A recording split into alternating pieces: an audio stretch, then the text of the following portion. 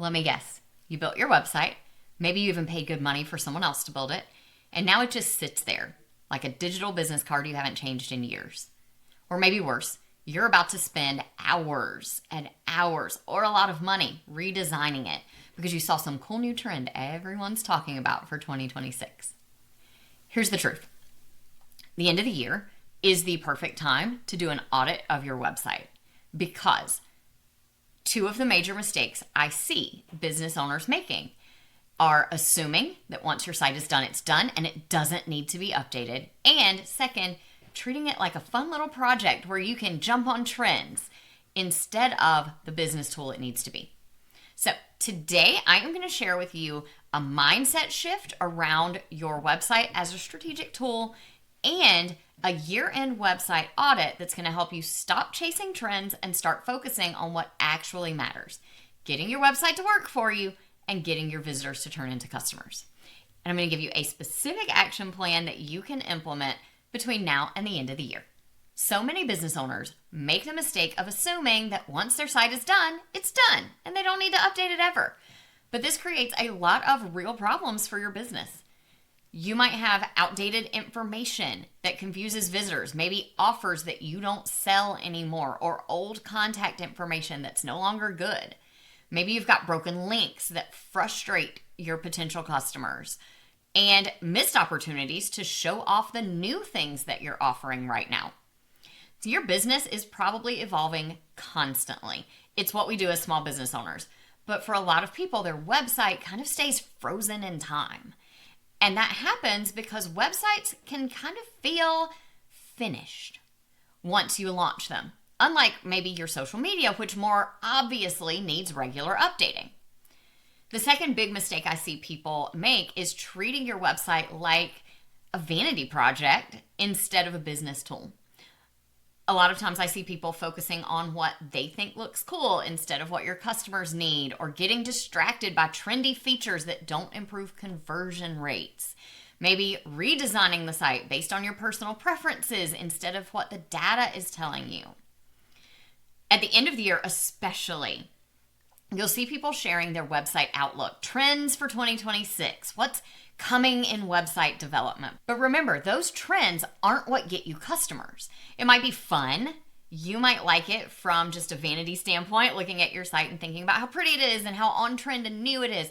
But that's not usually what gets customers for you. It's really easy to chase those trends because we all get excited about new features and new designs, and we start thinking about what we like. We see those posts about what's hot for 2026. But when you chase trends, you're going to have to just continue chasing those trends year after year after year and creating this constant cycle of redesigning your site in ways that don't actually improve results. They're just busy work and maybe even expensive busy work for your website. So instead of chasing those trends, I'm going to encourage you to make a mindset shift and start by focusing on your business goals and what you want your site to do for you. Every decision you make about an update to your site should be viewed through the lens of a customer. How is this going to look and feel and work better for the customer than what I'm currently doing? Can you incorporate some trendy things when you do that? Absolutely. But focus more on the performance than the aesthetics. Every update you make should improve your website's performance, not just the way that it looks. The key to making those strategic updates is about using real data from real customers, not just hunches that you might have. So ask yourself questions like, are you getting traffic to the most important pages on your site?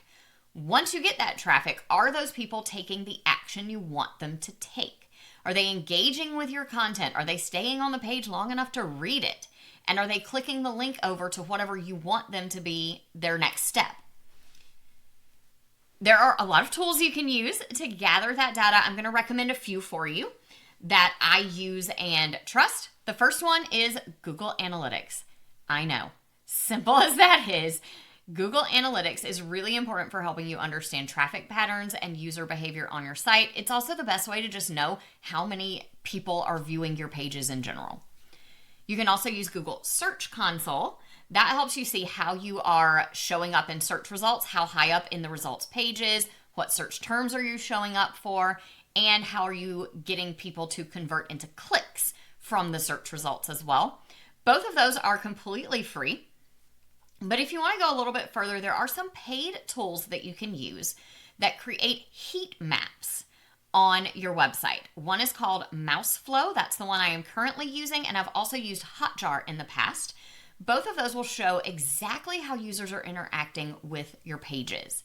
And this is really important for learning what updates you need to make on your site versus what needs to get left alone because it's already working well. See, what I see a lot of times is people get excited about new trends and they start making changes and they actually take away features that were doing really well on their site because they didn't look at the data first.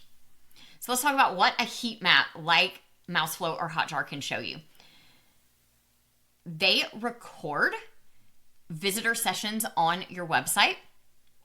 Anonymously, of course, they anonymize the user data, but you're able to see on the recording where people are ignoring your call to action buttons or where they're clicking on things that aren't actually clickable, where they might be getting stuck at dead ends. You can also see where they are scrolling straight past certain parts of your pages and ignoring them completely. And when you have that kind of information, then you can optimize your layout based on actual user behavior. So, for example, if your heat map shows that people are only making it 20% of the way down the page before they exit, then you know that your main offers might need to move up higher on the page, or you need to do a better job of reeling people in so they'll stick around your page longer. All right, so let's talk about how to actually implement a year-end website audit based on that data. The first step, of course, is gather the data. So pull up Google Analytics and Google Search Console. If you haven't used a heat mapping tool already, install one of those, wait a couple of weeks to collect some data, and then come back and look at that. You want to look for patterns in the data. So those pages that have really high bounce rates, meaning people exit your website from those pages. What your heat map is showing you about where people are clicking versus the things that they are ignoring. And review where your leads and your purchases are actually coming from. So look for the source of that traffic as well. Look through your data first, but then take a step back and audit your website like a first-time visitor. Click through your entire site as if you're seeing it for the first time. And be really honest with yourself about what you find. For the moment, try to forget everything you know about your business as the business owner and think like a first-time visitor. Look specifically for anything that might be confusing to them. Anywhere you're not super clear about who you are and what you offer and how you help and how they can get it. Look for outdated information, things like old services or business models that you might have changed. Look for broken links or any kind of navigation issues. Those super important pages that maybe are kind of hidden on your site and there's no way for people to get to them. And look for what I call dead-end pages. These are ones where there is no clear call to action, and outside of maybe going up to the menu or searching, there's nothing I know for sure I need to do from this page. Pay extra special attention to the most important pages. So this would probably be your home page and then either a services or a product page. Sales pages, your shop storefront. Those most important pages, give those the most attention. And then your third step is to plan some time to make strategic updates. If you have big problems that are super easy and quick to fix, like a broken link, fix those right away. Don't let that stuff just linger around on your site if you can fix it in just a few minutes. But then identify maybe 3 main improvement opportunities that are going to take a little more time and schedule those out in your calendar once a month for the first quarter of 2026. Think about upcoming business changes, things you're planning to do, maybe a new direction you're going to head with your business in the first quarter, and make sure you're getting your site ready to make those changes with you. And then mark your calendar. Make a reminder to check your data again in 3 months. I like to check my data at least once every quarter and use that to tweak my site just little bits at a time to make sure it's performing as well as it can.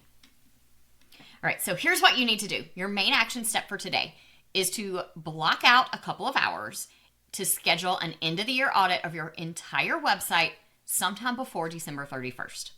Pull up your analytics, go through every page like a new visitor to your site, and then look for those quick wins. If you've got any outdated information, old service names, discontinued products, broken links, those kinds of things, fix those immediately, because those small fixes can make a big difference in customer trust when they, find out that, oh, well, you don't actually offer this anymore, or they click a link for something they were excited about and it doesn't work.